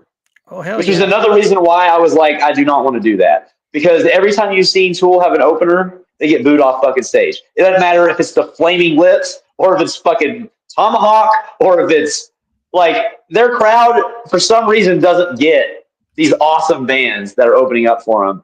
But like, I was like, that will be the end of our career. If we go out and open up for Tool, we haven't played any other tours before. This is our first tour opening up for Tool. We will get destroyed. Yeah, that will be a crowd that will absolutely shit all over us. So that was kind of why we didn't want to go that way. But I mean, it might have been a good decision looking back, but I don't know. I kind of doubt it. Because every time I've seen anyone, including Mike Patton, got booed off the stage on Tool, Flaming Lips, Failure, you name it. And all those bands are fucking epic, It's like, oh yeah, they're great. But I understand. Like personally, me, I would think Failure, Tool. Honestly, I think Failure is better than Tool, in my opinion. I feel all those bands are better than Tool, but they're not Flaming Lips, maybe. But Tool is great. Don't get me wrong, but their crowd should appreciate that Tool is bringing these bands out that are totally sick instead of like shitting on it. The same with the Who. If you like the Who, you know what I mean? That guy blew his fucking drums up. Yeah. Kill somebody. Like, you can't boo weird shit that's opening up for that off the stage. You know what I mean? That if you like that, if you like the Who, one of the craziest live bands ever, then you have to like whatever the craziest new shit that's coming next that they're opening up. Exactly. You know what I mean? You're being a bad Who fan. You're being a bad Tool fan if you boo fucking Failure off stage. You know what I'm saying? Which is crazy because Failure, Tool, Rage, they all came up at the same fucking time. They're all homies and shit, and they're all, and it's like, Failure, man, to see what that band has, man, they keep on putting out amazing music to this day, Yeah, they're still killing. Fantastic Planet obviously is my jam. I saw them play. They opened up one of the fests. I don't know if it was like Lollapalooza or something like that. And then they ended up headlining on the second stage at Lollapalooza as well. But it was pretty cool to see them twice in one day. And then but yeah, man, Tomahawk's a cool band. I enjoy everything that Mike Patton really does, honestly. The newer Mr. Bungle stuff, actually not even the newer stuff, just It's actually the old Mr. Bungle stuff. Yeah, I'm about to say because they re-released it on but that's all For they high school played. music. And then they just did a lot of cover songs. They did a lot of covers, which is fine because Mike can do covers. So I guess that wouldn't have really spoiled the experience if I went to see it. But I just wanted to protect my, I saw Prime Mr. Bungle. I saw the, California tour. I'm good. Yeah, it's like I've me. done it. I've gotten to see, I got to see Soundgarden back on the Bad Motorfinger tour, met Chris, and then I never saw them after that. I never wanted to go see Audio Slave either because I was like, I got to see them in a venue that was probably smaller than Marathon. It was in Santa Cruz, California. That's crazy. It was a Santa Cruz Civic Center and Santa Cruz, California. It was them. It was Soundgarden and Monster Magnet. And that reminds me of Trey. You played Next Generation to like 5 people one time as well. Wow. I remember that. There was a lot of that going on. Yeah, and did Atreyu have a name yet, or were they just like they were Atreyu?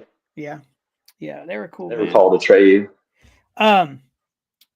So what's in the future for Look What I Did?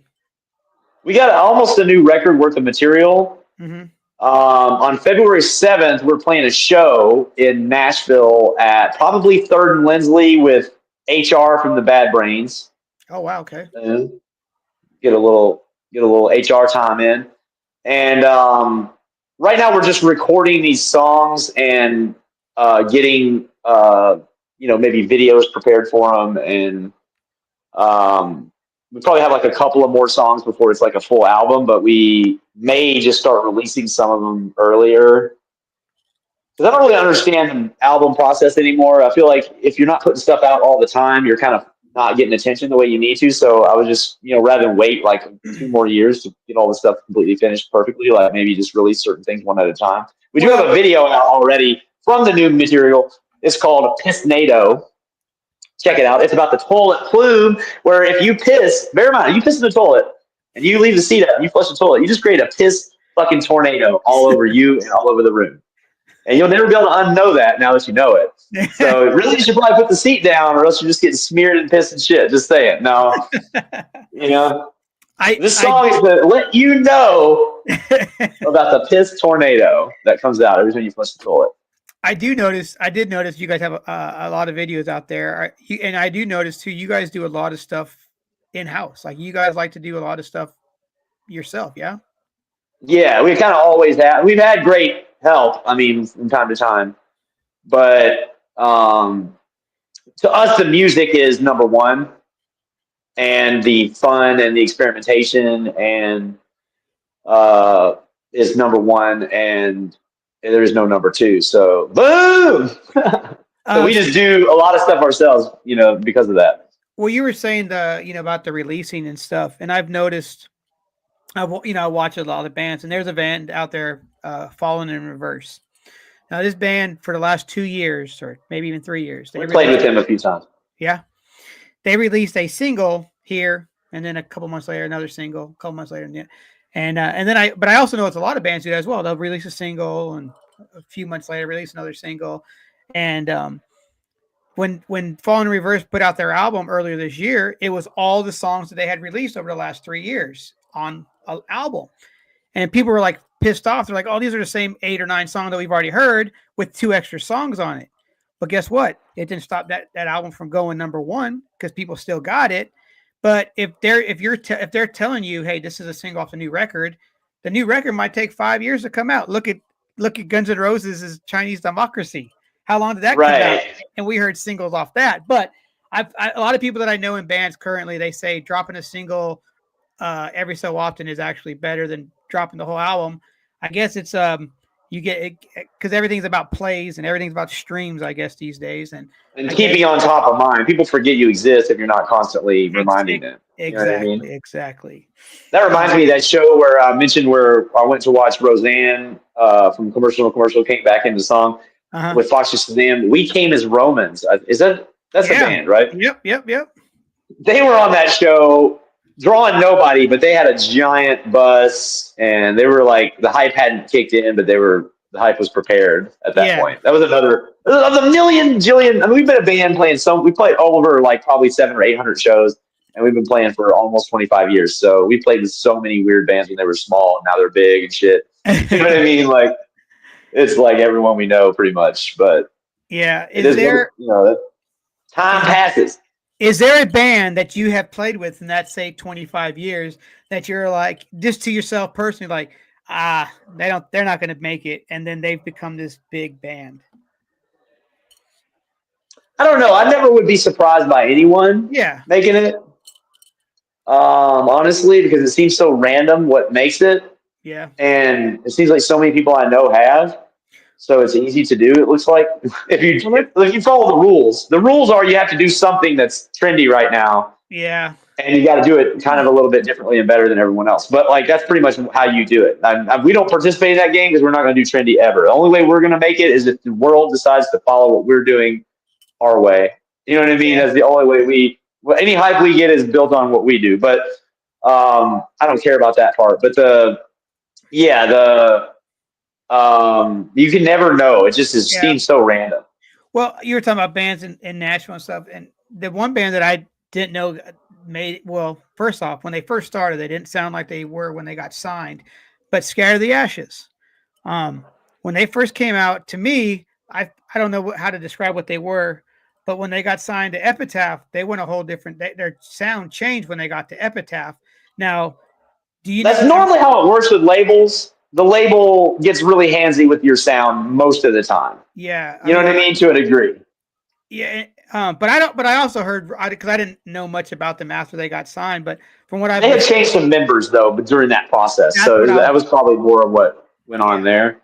I remember seeing them at the Outer Limits. They played the Outer Limits before, and I seen them at the shit. I think I'm at. Didn't they play in the back? Didn't they play in the back at the Outer Limits?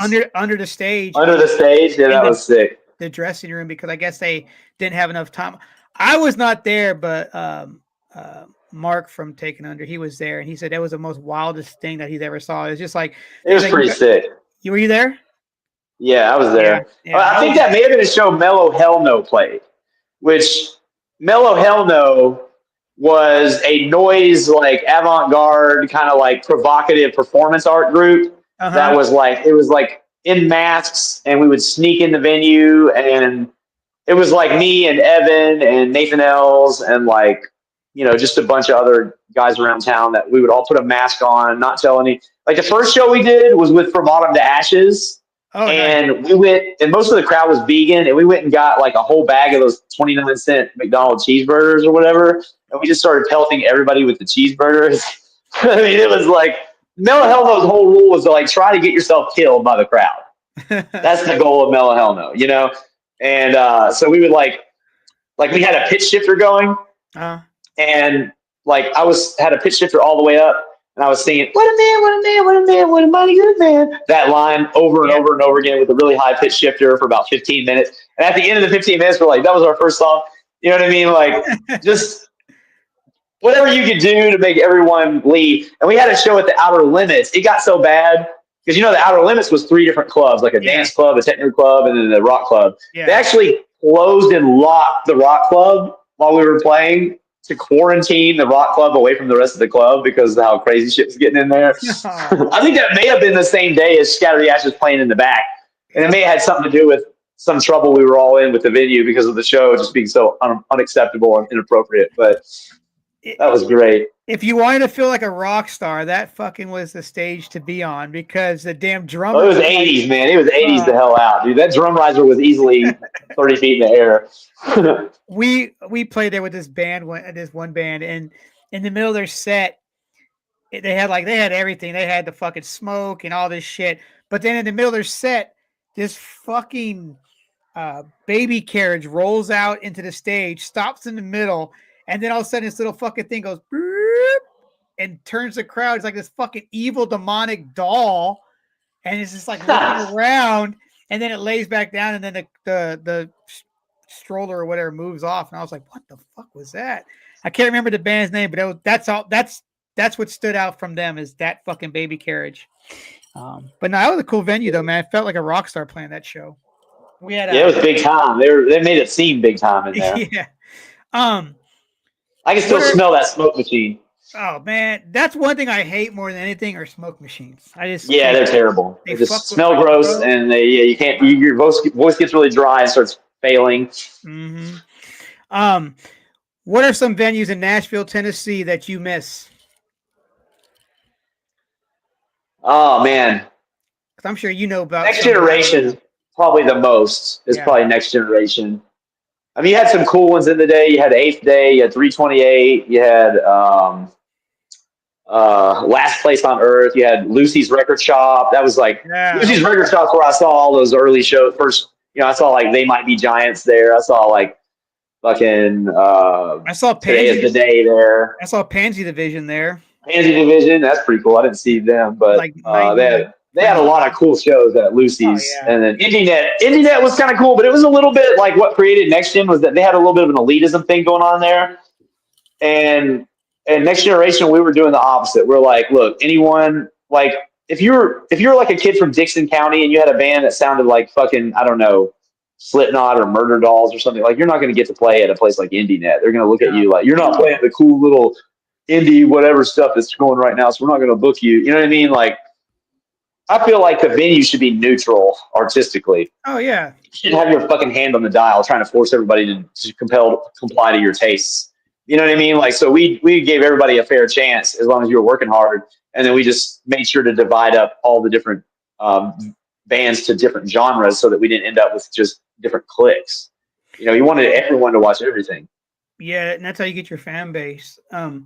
When I had booked this show at the Warehouse here in Clarksville, and it was like 3 bands, and say in the metal genre, like they're all different styles, but then there was 3 hip hop acts, and it was all mixed together, and it was such a good time and a good turnout. Of course, it's a palette for your ear, because if you listen to I go to Ozfest, you're not gonna be able to hear anything after the first 2 hours. You're just basically you're being pummeled to death by like double bass and distortion. Yeah. Whereas if you had like distortion, double bass, now you got hip hop. Now you got a fresh ear. You can actually hear what the hell you're listening to. You know what I mean? Yeah.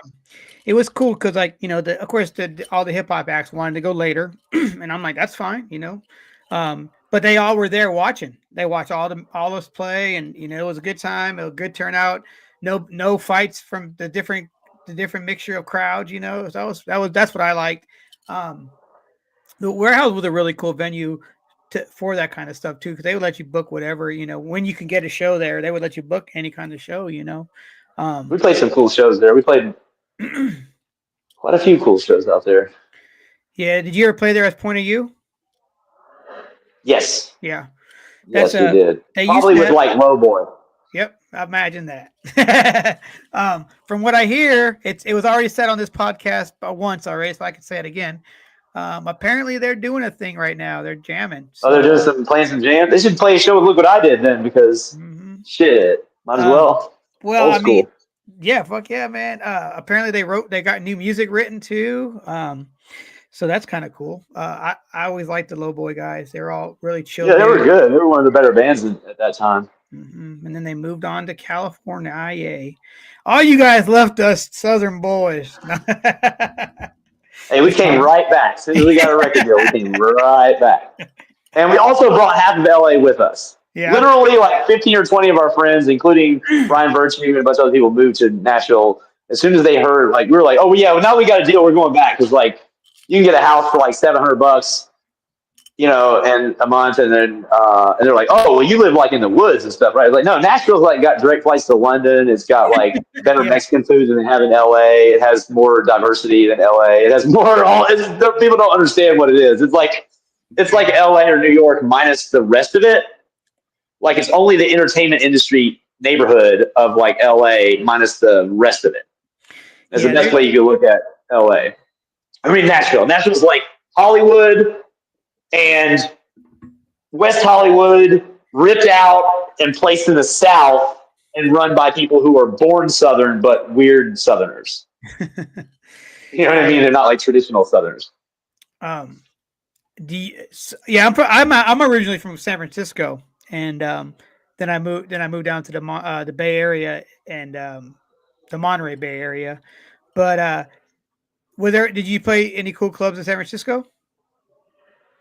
We actually never played proper San Francisco. We played like You play right Gilman? outside of it, and no, we never did. We got to play mainly like Concord and like I don't know, Nate areas out right outside of it. Just with the tours we were on didn't go Yeah. straight into San Francisco. Honestly, I think San Francisco wasn't really an easy place to play at that time, Yeah. and a lot of people didn't. It was probably too expensive. I mean, the place gets to where you can't run a punk show unless it makes $175,000 because like the rent for that block is like $185,000 a second or something. You know what I mean? Like, how do you put shows on there? Yeah, you're right.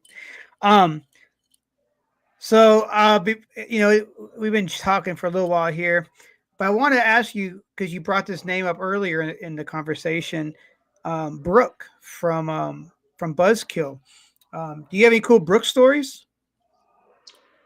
You know, I didn't know him that well, but Skeet in my band knows him really well. We were just kind of planning a podcast. I mean, not a pod. No, that wasn't such a thing. A compilation. And no, I do remember like me and him chilling, listening to music. Yeah. A few times. That was, a lot of fun, and I have good memories with him on that. But I didn't know him for long enough to like have, intense hangout stories with him or anything. I will say I really did enjoy seeing Buzzkill play. They were really good. That was one of the earlier bands I got to see when I moved here. Buzzkill, Fun Girls from Mount Pilot. Here's a band that you may remember. Lapi Bojami. Oh yeah. I remember the name definitely. Yeah. It's crazy because I don't remember where they were from, but I saw them at the warehouse and I got one of their CDs. And then when you it's like a picture of the U.S. on the Earth, and if you zoom all the way in, I think it's like Nashville or Chicago, wherever they're from, it points to. But they're one of those bands, and I was like, what the fuck are they doing? Because they were doing so much crazy shit up there. I always wonder what happened to some of these bands. Do they just say, because there's a lot of talent that came out of, say, Nashville and surrounding areas, and then you just don't hear about these bands anymore. In the late 90s, early 2000s, Murfreesboro had a crazy fucking scene. It really did. Yeah. Yeah. We played out there with all of them. Yeah. You remember, you had bands like a Braid, and you had bands. Yeah, Braid was we played with him a bunch with Point of View, definitely. Yeah. Where having that singer, man? What? Todd? No, not Todd. A Braid singer. He lives in Tom. That's his name, Tom. He lives in He lives in Arizona now. I remember liking that guy. I just haven't seen any of them since them days. Man, that's crazy. Yeah, it's funny because like Ben Ross, he knows without would play with them and stuff. Man, that band was so fucking good. Without was dope, man. The singer is really good. I wrote him a training program not too long ago, but yeah, he was really good. He was one of the best.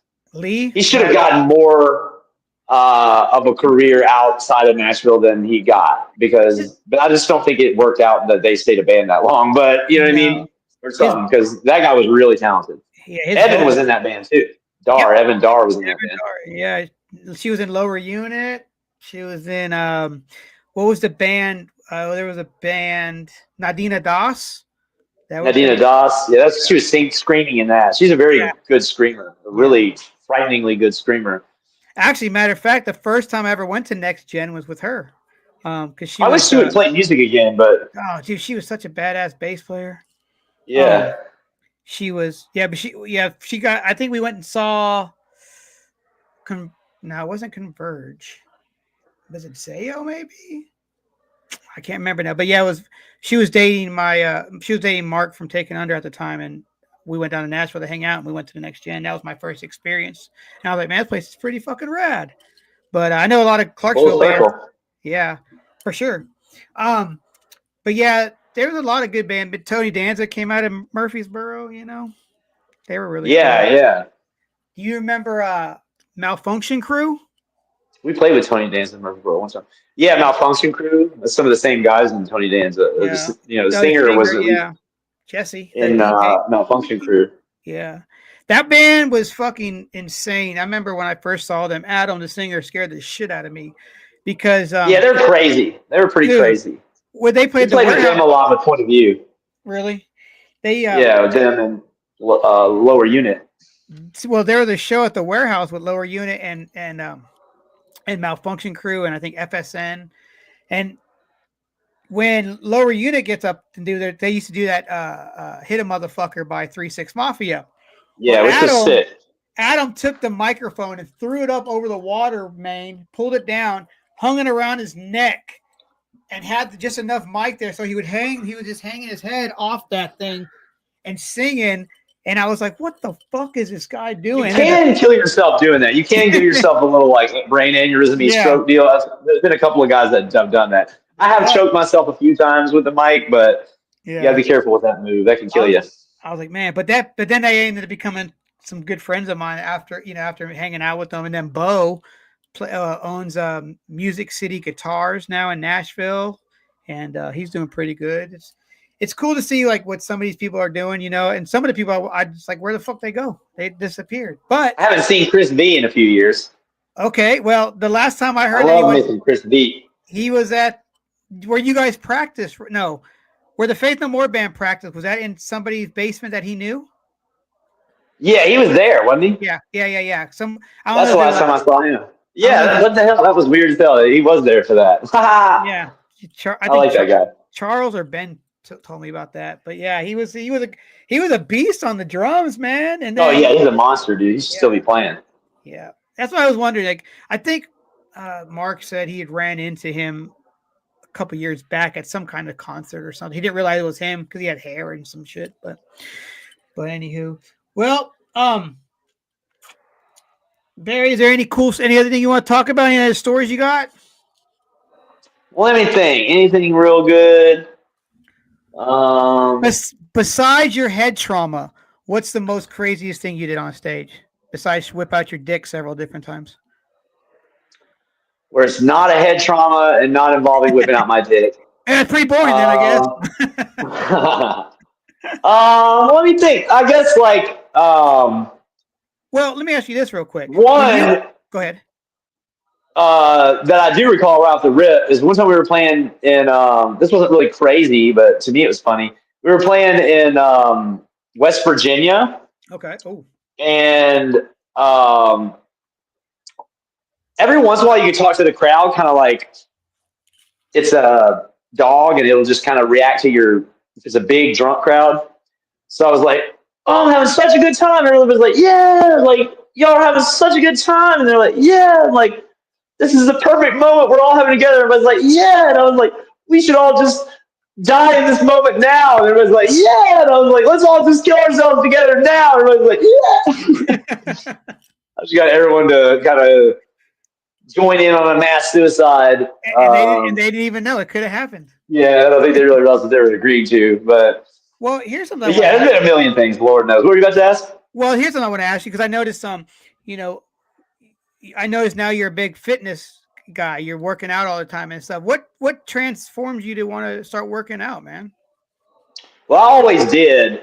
Like my stepdad was jacked. Okay. So I learned about weightlifting from him. I'm kind of a wiry guy. I always liked to play sports. I needed to get stronger to be able to do that. And then when we first got signed, I didn't really realize it, but we were all playing shirtless and like we were all kind of like ripped and shit. And that was actually a factor in our draw and our popularity at the time. I didn't really realize that until I was out of shape on tour many years later. And some things were kind of not working anymore with the crowd that used to work when I was ripped. I don't know. And then my back was hurting me and I was like getting fat and shit. And so I just like, I'm going to get back in shape like I used to do. And I've always been kind of obsessed with exercise science. This is one of my things I'm obsessed with, really the science of it.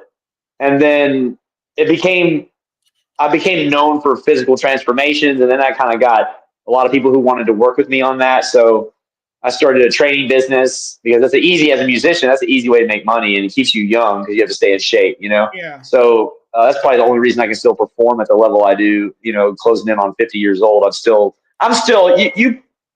I'll play a cover charity night with a bunch of amazing 20-year-old professional musicians that tour and or play on Broadway. And I swear to God, all night I'll be the fucking most out of control front man with the most, you know, physical presence and the least I will not suck for air one time. And it's because I work the fuck out hard as fuck with my body. I also train a lot of musicians. You know, I've trained tons of musicians over the years of training. So, yeah, it's a lot of them come to me for that specifically because I have, you know, a lot of crossover in what they're doing. Well, you just said that, and this I wanted to talk about this too, and I forgot about it until you just mentioned being on stage with the younger folks. How do these nights come about where these cover nights come up, and how do you get involved with that? Because I've seen you do some pretty cool cover songs. How do you get involved with all that? There'll just be a lot of in town. There'll be a lot of charity events where they're doing covers based on a theme, and there'll be a lot of like great musicians on it that are either professional, you know, touring or session musicians or artist musicians, or there'll be Broadway people that play covers 8 hours a day, every single day kind of thing, where the people are really great musicians and it's just fun. I can go just cover a song that I already like in front of a huge crowd and just kind of have a good time and perform. You know what I mean? Like doing a cover for me, like I have a Batman belt with so many tricks as a front man because Look What I Did is a hard sell. I'm letting my musicians do the hardest, most craziest shit they can think of, and I'm trying to smooth that over for the audience, make them mesmerized. You know what I mean? Whereas doing a cover of a song everyone knows is like driving somebody else's fucking Porsche 911, dude. You're like, oh, this motherfucker really goes, man. You don't have to barely push the pedal, and this motherfucker goes, dude. Like, you don't have to hardly do shit. And the crowd is like really fired up real easily. You know what I mean? So I don't have to reach as far in my Batman belt, but I still do. Because on a night like that, if I'm playing with 10 other, 20 other, 30 other, 40 other, 50 other, sometimes 100 other singers, you know, I'm not going to be in the top 20 of 100 singers. I got to be in the top 3 at least. Yeah. You got to leave. And hopefully number 1. Yeah, you want them to leave there going, damn, that fucking dude that was singing Van Halen, dude, that dude was just insane. They're like, man, you know, you do have a stage presence from hell. I'll give you that. I appreciate it, man. That's probably what I'm the most known for, but I feel like it shouldn't be. I think my lyrics should be what I'm most known for, but people have to read the lyric sheet to get to that part. But the live performance, I do feel very confident. I think if you took any arena level band and they didn't have a singer that day for some emergency reason, and I had to walk out with their songs and play, even with a disappointed crowd that is not their singer, I still think I could fucking make everyone leave at least wondering who the hell I am and not disappointed. You know what I mean? Like, I do feel confident at that. For those charity events, do you pick the songs, or do they pick the songs? Generally, I usually don't, but sometimes lately they'll pick certain ones with me in mind, right? Yeah. Because they know I'm going to come with a weird outfit, and they know I'm going to theme it, and you know what I mean. I'm going to use every tool in the book, so they'll have sometimes they'll, knowing I'm going to play on it, they'll pick something for me. But other times I'll just play whatever's, you know. What was the red, white, and blue one? Was that Van Halen? That was actually a David Lee Roth cover, but it was like David Lee Roth band, so it was Yankee Rose. That's what it was, Yankee Rose. That's it, yeah. But David Lee Roth band is sick, dude. It's Steve Vai. It's fucking what's his name, Billy Sheehan. It's that sick drummer. Band, dude. That drummer, he was on the show Drumeo a couple months ago, and that dude is insane. He's like 60-something years old and still out there just oh yeah, killing. That's one of the best. David Lee Roth was a better live band because he actually built his own career around the songs being a good live song. Yeah. So they're easy to do, get a crowd over even if they don't know the song because they have little sections in them that are built to like get the crowd going and shit. Whereas like I think Van Halen wanted to distance from him because they wanted to stop playing live. They wanted to have a bunch of like big radio hits and be able to just like do 3 or 4 shows a year and be big on the radio. But he wanted to play 280 shows a year, and I think David Lee Roth is sick, man. I think also though, you got to give credit to what's his name, Jim Dandy from that's who his style came from. Okay, I didn't If we're know being that. honest, Jim Dandy from Black Oak, Arkansas. I get a lot of comparisons to that guy myself too, but There used to be, I forgot what exit it is going to Nashville, but there was we would always call it the Jim Dandy exit because there was one of the little stores there, and the gas station was called Jim Dandy, so we would always call that the Jim Dandy exit. yeah, look up Black Oak, Arkansas. They're a sick band, but yeah, that and Iggy Pop are the comparisons I get the most usually. Jim Dandy Mangrum from Black Oak, Yeah, Arkansas. Okay. yeah. David Lee Roth kind of swiped a little bit of his style from that. Kind of looks like him, kind of looks like him. Got the tights, the spandex and shit. So, well, Barry, man, we're going on about 2 hours here. I'm sure we could probably go for 2 more hours if we really, really wanted to. But I do appreciate you taking time out on this this evening to chat with me. I know it's been a little time coming. I'm sure Yeah, it's fun. We'll have to do it again. We'll have to do it again sometime. Yeah, maybe get you and somebody else in the band together on, and we can double team. Because I that link right there, you could have sent that to everybody in the band, and they all could have joined in. But for my first time, for the first time, I want to take it easy. Yeah, you got to ease in. Yeah, man. But like I said, I like doing this, man. I've been wanting to do this podcast for about 2.5, 3 years, and it took me going sober last year to get my mind straight, and then this year I went ahead and started doing the podcast. And yeah, start doing them clips, man. This shit'll blow up for you. Just do the clips, find the interesting shit in each of them, and you'll be blowing the fuck up fast, man. This stuff there's a lot of room for that. I'm sure we're gonna have several clips out of this one. Hell yeah, clip me up, tag me up, and clip me up, or collaborate me on it, or whatever. Oh yeah, I'll collaborate. But like I said, this episode will come out in I guess a week and a half. So beginning of the new year. You're my first podcast for the new year, my friend. First one of the new year, 2025, coming up. Yeah, buddy, it's crazy, right? It's Christmas Eve right now. Yeah, it is. When you guys hear this, you guys will be listening to this in the past. Anywho, my friend, I appreciate your time, Barry. It's always good talking to you, man. And I will holler at you, my friend. Love you, man. We'll do it again. Peace.